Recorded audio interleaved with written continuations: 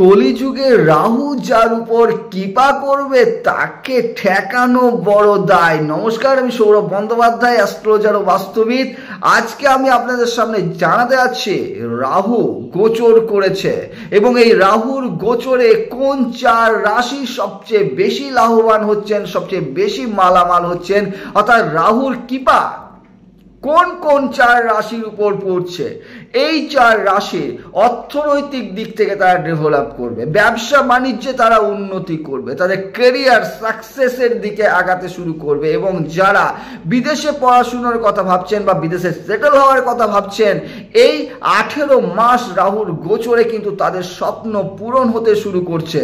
তাহলে সবচেয়ে ভাগ্যশালী চার রাশি কি কি অবশ্যই জেনে নিন, আপনার রাশিটা এর মধ্যে পড়ছে কিনা।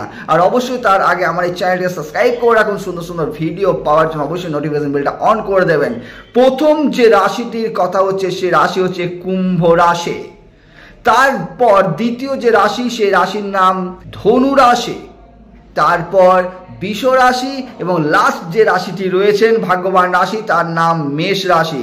অবশ্যই এই সময়টা আপনাদের জন্য খুব ভালো সময়, খুব গোল্ডেন টাইম। অবশ্যই সময়টাকে কাজে লাগান, চোখ কান একটু খুলে রেখে নিজের স্বপ্নগুলোকে আগিয়ে নিয়ে যান। রাহুর কৃপায় আপনারা হতে চলেছেন মালামাল। আজকের মতো এই পর্যন্তই। নমস্কার।